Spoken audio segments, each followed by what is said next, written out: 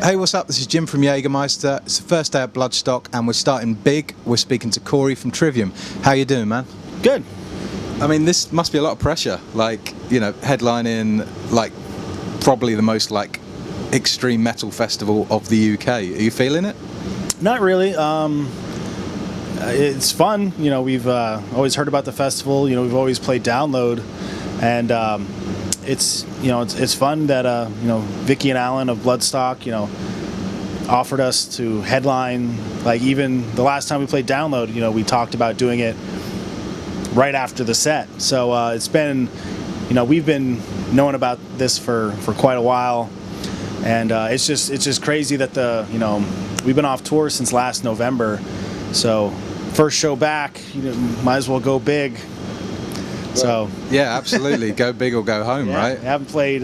We've been obviously rehearsing for a while, but we haven't actually played a show in quite a while. So it's gonna be fun.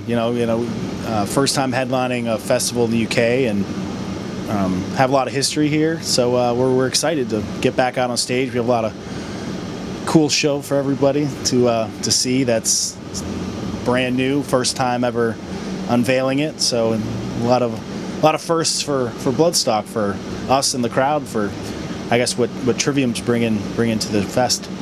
I mean, as a non-musician, I'd imagine there must be a bit of pressure. Like, you saying you've not played a show for a while, and you've got all this big stuff that you've got planned for tonight. Like, I mean, does playing live become a bit of a routine in when you're doing it every night, and then you have that sort of that break to write and relax and then go back out again?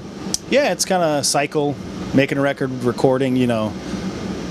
After a while of touring forever, you're just like, I just want to go home and stay at home and make a record. And then after you finish the record, you're excited about what you made.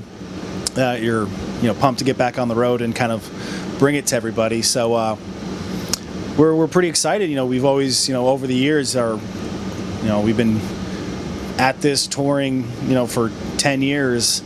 And always from the start, from all the press, I'm sure everyone can look back. We've always wanted to be a giant band. We always wanted to, we always looked at European festivals and want to be a headliner.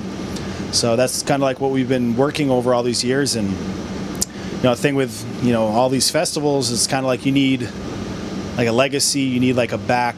You need some history behind you to kind of be deemed worthy to headline. You don't put out your debut record and headline. Metal fest. It's like you gotta like earn the respect to be able to do it. Got to pay your dues. Yeah, you gotta pay your dues. You gotta have some history. You gotta have a lot of the bands that are kind of like the newer bands headlining festivals. They've been high on the bill or whatever, and then you get 6, 7, 8 records under your belt, and then you just all of a sudden you become like worthy of being the next kind of thing. So this is like our first step, and we brought a big show to kind of show that it's headliner material. So like to justify it in a sense. Yeah, it's like people pay good money to come out to a concert and see metal's big, bombastic, larger than life type shit. So that's a t-shirt slogan right there. Yeah. So I think people spend their good money to come out to a festival, so you got to give them their money's worth. And we could have pocketed the money and just put a backdrop up and went out there and played, but we put money into a show to make people after we're done playing fucking remember that shit and just be like like that was so rad. Like kind of when you were like when I was a kid seeing like my favorite bands like Iron Maiden having like Eddie come out and stuff like that, you're just like, that's so cool. So you knew you were at a show. Yeah, it's kind of like alternate reality type fantasy stuff. So I always kind of appreciated that with all my heroes. They always put something into the show and brought something entertainment value, because a concert it's obviously music, but when you go to a concert there's also the visual aspect, the theater aspect, and it is cool to see bands that just go up there and put an amp on stage and rock down out. And yeah. But all the bands I always appreciated, seeing Dio, play an arena with like a giant dragon that shoot lasers out of it. That's who does that anymore? Yeah. That's the kind of stuff that I appreciated like with seeing like a band like Volbeat or Avenged Sevenfold, they put kind of on that, they have the same mentality of a show that we always appreciated. And we've always talked about we have a chance and like the budget to be able to do that, we would want to kind of put on something like that. So we did that with the last record where we had a stage production for that record, and we just kind of stepped it up more for this one. So we're really excited. Everything came out really well. So I think everyone's going to be pretty stoked when it all gets unveiled. Cool. And speaking of records, you've obviously been quite busy. Secretively, yes. Secretively. It did kind of come out of nowhere. Was that the aim? Yeah, we pretty much going into it, we pretty much talked about it, like just going silent, not talking about it.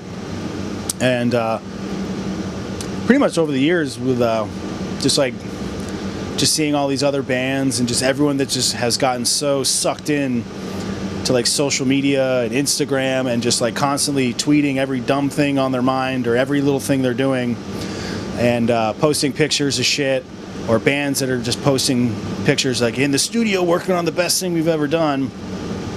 And it just kind of like that's not exciting to me. Like it just kind of seems like just spewing a bunch of bullshit just to get people to pay attention. And it also kind of when you're constantly just posting little stupid things that really don't matter, it kind of dullens the effect of when something matters comes out.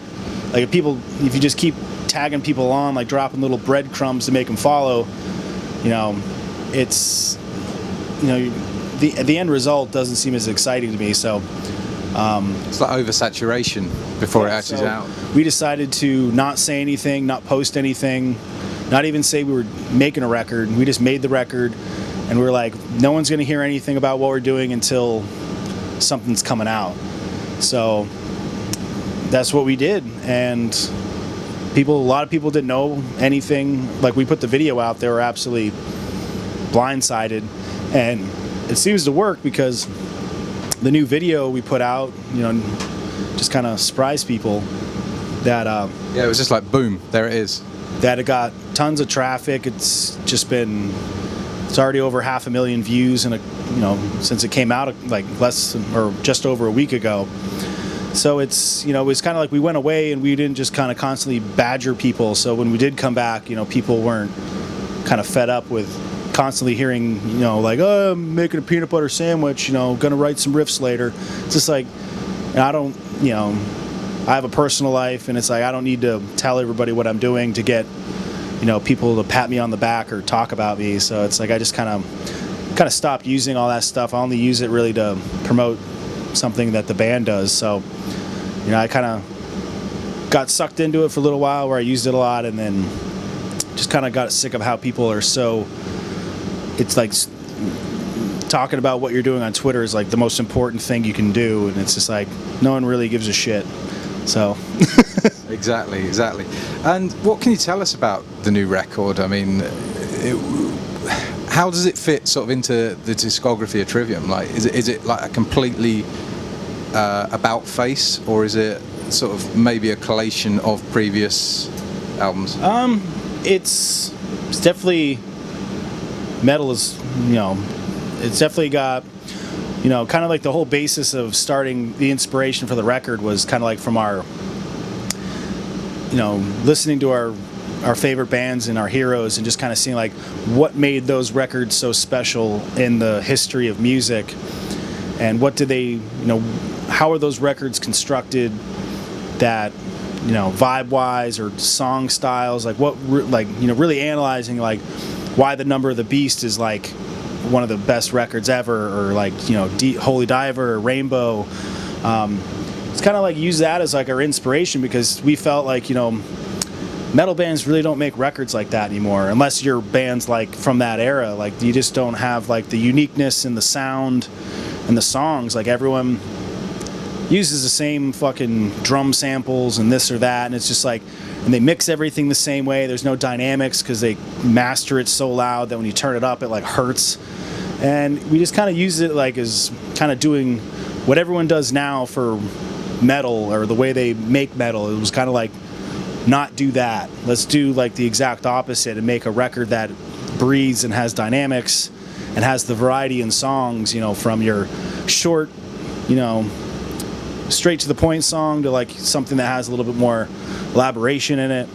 So it's pretty much like since we started, it's like all the practice and the hours of playing and writing songs is kind of like 10 years of creation and, you know, touring and everything and developing our skills kind of has brought us to being able to make this record. This record is something we wouldn't vocally or musically have been able to do at any other point in our career and have been able to, you know, the end result be what it is. So it's kind of like a culmination of our career of things we did well, things we tried that maybe didn't do well. It's like the learning process to get to the point, and it's pretty much like it's got like the feel of like, you know, classic metal, but also it sounds very modern and it's very identifiable to who we are. So I think it's definitely, you know, put out the one song, but it's definitely a record from the amount of people that we've played it to. It's a record. It's kind of like start to finish. It kind of every song's needed to kind of create the whole piece because each song kind of brings its own vibe and I guess character to the overall record. So it's an album rather than a collection of songs, if you see what I mean. Yeah, it was pretty much we kind of came up with the whole concept and the whole kind of end game of what we wanted the record to be, and then we didn't waver from that idea and wrote, you know, what the record needed. And we had some extra songs, but we were like, those aren't it. So we dropped it because we wanted to have each song kind of represent a different part of the record. And that was kind of also the point of listening to all those other records. You kind of have like, each song has its purpose and it's not just like filler or this or that. It's like we wanted to, you know, you have the dark kind of fucked up lyric type song that's just really kind of like one way, and then you have another song that's very uplifting and triumphant that kind of the other direction, and then you have like this slower, darker kind of ballady song, but it's like, you know, but everything fits together really well. It's a perfect cohesion of music. So we can't wait for it to actually come out so everyone can hear like the full vision of what we were looking to create, not just make, you know, 10 songs and put it out there. It's kind of, we had a bigger goal in mind with making the record than just, you know, to us, kind of like the last record was kind of that. It was just like, just write a bunch of songs we think sound cool and work on that. And this one had a lot more. There was a lot more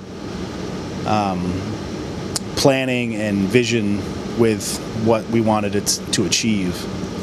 And I mean, on records, you guys have always had that sort of, there's been that constant evolution in sound. Like, you know, there's still the Trivium sound, but each time you come back, it's twisted a little bit more, or there's something added to it. I mean, do you think that sort of sonic evolution is important for longevity as a band nowadays? I mean, I think so. You know, I always think, because I see a lot of bands, like, you know, there's obviously fans for, you know, if any band evolves or, you know, develops their sound, there's always a certain amount of fans that want them to sound like X record or what time period. But, you know, it's like, that was 10 years ago. It's like, I'm not the same person I was 10 years ago. I'm not in the same situation I was 10 years ago. My musical taste changes. It's like, I don't want to write that kind of music. It's like, I love that music and that we made, but it's like moving forward, it's like, I don't want to write the same song or try to copy another song because it's not going to sound as good as the original version, because that was honest and that just kind of what came out of us that moment in time. So it's like, to try to like go back into time and put yourself in the same situation you were to try to write like that, it doesn't happen.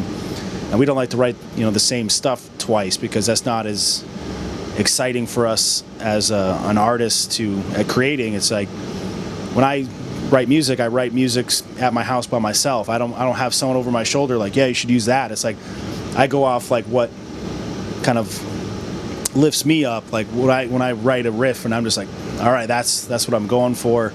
I can work with this and create something out of it. So we're always pushing forward. You know, we always try new things, try to push the boundaries, and some, as I said, some stuff works, some stuff doesn't. But you can't be, I guess, afraid, because a lot of the bands, you know, there's lots of examples of bands that never evolved or developed their sound, that were popular at one point, just disappeared and are no longer bands anymore. And I think you have to evolve, because what's popular, like what was popular 10 years ago, like say, because some people are like Ascendancy, blah, blah, blah, like, you know, and we just had the 10th anniversary, so there's a lot of nostalgia about that record. But it's like that record was, you know, kind of broke through big at that time, because that was a new sound, that was the new thing that really kind of created like this new, I guess, step in metal. But it's like, if you do that record now, it's like there's been so many bands that have done that exact same kind of style of screaming and then singing chorus. It's like that, I guess